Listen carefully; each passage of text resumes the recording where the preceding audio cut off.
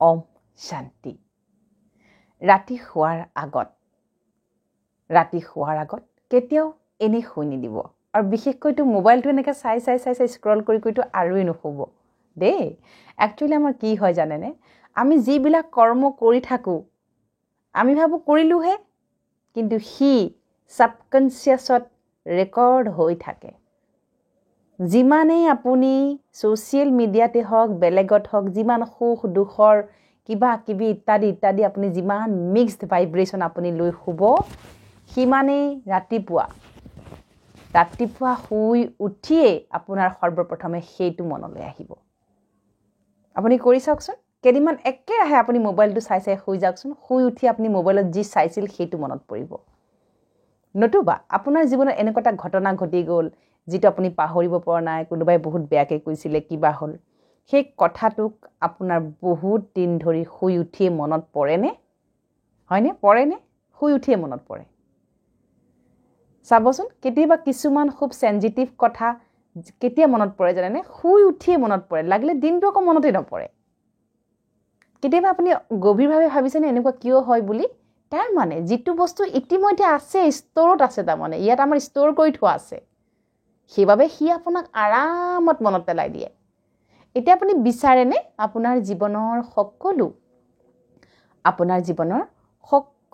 দুখৰ কথা, কিবা বেয়া কথা, হৈ যোৱা ঘটনা যিটো আপুনি মনত পেলাব নিবিচাৰে, সেই সময়ক আপুনি মনত পেলাব নিবিচাৰে, আপুনি বিচাৰেনে একেবাৰে ডিলিট মাৰিবলৈ?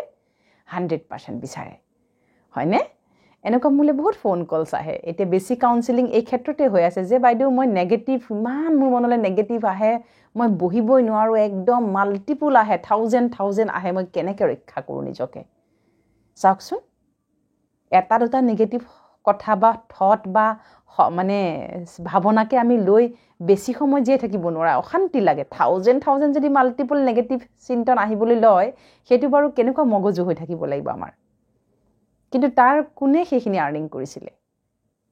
কোনে সেইখিনি ইয়াত ষ্ট'ৰ কৰিছে? বেলেগেতো কৰা নাই ডেফিনেটলি।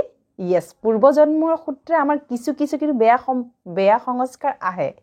পূৰ্বজন্মৰ সূত্ৰে আমাৰ বহু বস্তু আমি ষ্ট'ৰ কৰি লৈ আহোঁ, সেইবিলাক থাকেই বাৰু ইয়াতে।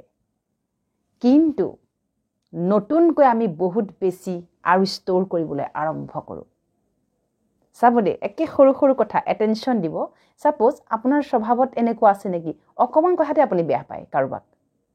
কোনোবাই কিবা এটা ক'লেহে আপুনি বেয়া পালেই। আপুনি দিনটো তেনেকৈ 10-15টা মানুহ বেয়া পালেনে? পালে। কাৰণটো বেলেগ আছিলে। সকলোৰে উৎসটো বেলেগ বেয়া পোৱাৰ। সেই 12টা-15টা আপুনি ষ্ট'ৰ হৈ গ'ল। তাৰপিছতে আপোনাৰ অকণমানতে দুখ লাগে। আপোনাৰ অকল নিজৰ ঘৰৰ ফেমিলি প্ৰব্লেম থাকিলেই দুখ নহয়, আপুনি বেলেগৰ ওচৰ চুবুৰীয়া সংসাৰৰ যাৰ যি দেখে আপোনাৰ চকু পানী ওলায়। দুখ দেখিবই নোৱাৰে, আপোনাৰ চকু পানী ওলাই যায়। দিনটোত কেইটামান দেখিলে 10-12টামান দুখৰ কিবা কিবি দেখিলে। আজিকালিতো ছ'চিয়েল মিডিয়াত চাবই নোৱাৰি আৰু তেনেকুৱা থাকেই, আৰু সেইবোৰ চাই মেলি আপোনাৰ কি হ'ল, ইয়াত ষ্ট'ৰ হৈ গ'ল। যিমানবাৰ চকুৰ পানী ওলাব সিমান ইয়াত ষ্ট'ৰ হ'ব দেই। তাৰপিছতে আপুনি কাৰোবাক সন্দেহ কৰা সাংঘাতিক আপোনাৰ হেবিট আছে, সংস্কাৰ আছে। আপুনি লাহে দিনটোত ঘৰত যদি 5টা মানুহ, 5টাকে আপুনি বেলেগ ধৰণে সন্দেহ কৰিছে, সেই সোপা ইয়াত ষ্ট'ৰ হ'ল। আপোনাৰ জেলাচি ভাৱ বেছি, আনৰ কিবা ভাল দেখিলে আপোনাৰ কিবা হিংসা লাগে, জেলাচ লাগে, কিবা ভাল নালাগে, সেই সোপা ইয়াত ষ্ট'ৰ হ'ল। হৈ সি মহামাৰীৰ ৰূপত যুদ্ধ, একদম নেগেটিভ থটে ইয়াত তুলমূল যুদ্ধ লগাই থাকে।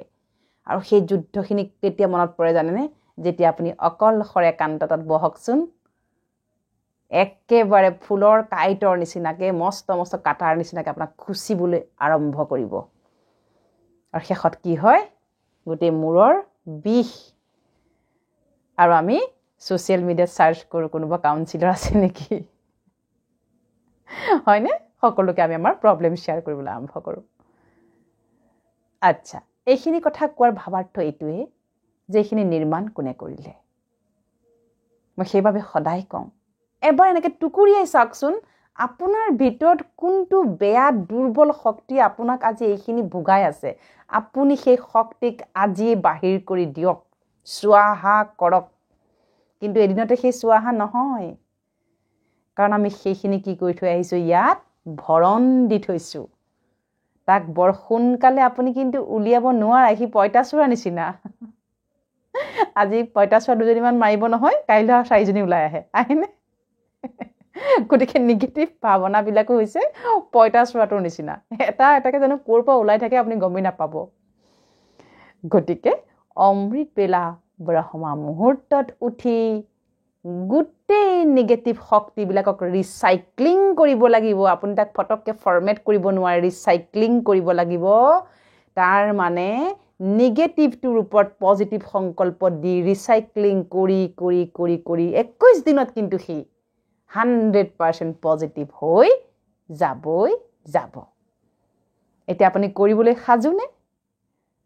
সাজুনে বাৰু বহুতে ভিডিঅ' কাউন্সেলিং যোগেদি মোৰ লগত কাউন্সেলিং কৰি আছে কিন্তু 21 দিনীয়া প্ৰগ্ৰেমটো বহুতে মিছ কৰে 21 দিনীয়া প্ৰগ্ৰেমটো মিছ কৰিব নোৱাৰিব কিয় জানেনে 21 দিনীয়া প্ৰগ্ৰেমটো যদি আপুনি কৰবাত মিছ কৰে আকৌ ডে 1ৰ পৰা আৰম্ভ কৰিব লাগিব হয়নে গতিকে আপুনি ৰাতিপুৱা শুই উঠিও যদি আপুনি মহা শক্তিশালী সংকল্প সদায় লয় এটা টাইমত 3 বাজি মানে 3 বাজি এলাৰ্ম সেট কৰক 15 মিনিটৰ কাৰণে সাৰ পাওক হয়নে দিনটো হেহুপা নেগেটিভ চিন্তা লৈ জিয়াই থকাতকে ৰাতিপুৱা 3 বাজিত উঠি পেলাই তাক যদি আমি ৰিচাইক্লিঙে কৰি পেলাব পাৰো নোহোৱা কৰিব পাৰো সেইটোহে বেছি ভাল কথা আকৌ দিনটো লাগিলে শুই থাকিব পাৰি হয়নে গতিকে 3 বাজিত উঠক 15 মিনিটৰ কাৰণে সংকল্পখিনি একদম সঠিকভাৱে লওক বহক আৰু সকলো নিগেটিভ কথা বতৰা নিৰাকাৰ পৰম পিতা পৰমাত্মা যাক আমি অফিচিয়েলি ঈশ্বৰ আল্লাহ গড ভগৱান বুলি কওঁ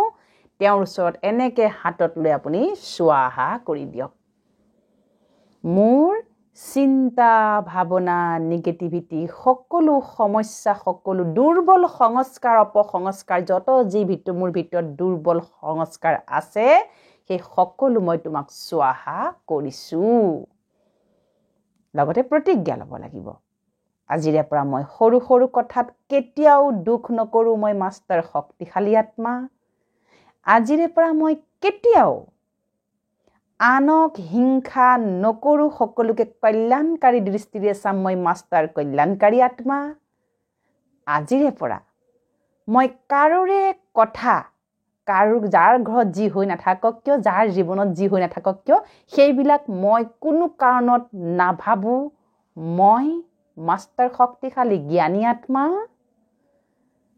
আৰু আপুনি এলাৰ্ট থাকিব কিবা কাৰণত আৰু কিবা কি যাৰ যি দুৰ্বলতা আছে এটা আপোনালোকে গম পাব আপোনালোকৰ দুৰ্বলতাবিলাক হয়নে বাৰু সেই হিচাপে দুৰ্বলতাবিলাক আপোনালোকে উলিয়াবলৈ যত্ন কৰক চেষ্টা কৰক সেই দুৰ্বলতাবিলাক কি নিজে লিখক এদিন নিজৰ ওপৰত এখন ৰচনা লিখক যে মোৰ দুৰ্বলতা আৰু মোৰ সবলতা কি বহুত ইম্পৰ্টেণ্ট কিন্তু আজিৰ যুগত সেলফ এনালাইসিস বহুত বেছি ইম্পৰ্টেণ্ট হৈ গৈছে self realisation self analysis self criticism যদি নহয় আমি কিন্তু আৰু নেগেটিভিটি ফালে গৈ থাকিম কিন্তু কাৰণ কিয় জানেনে ময়ে ৰাইট আপুনি কৈ আছে না আপুনি ৰাইট আপুনি ৰং হ'বই নোৱাৰে সেইটোতে সংসাৰখনৰ গোটেই ট্ৰেফিকটো সেইখিনিতে লাগি আছে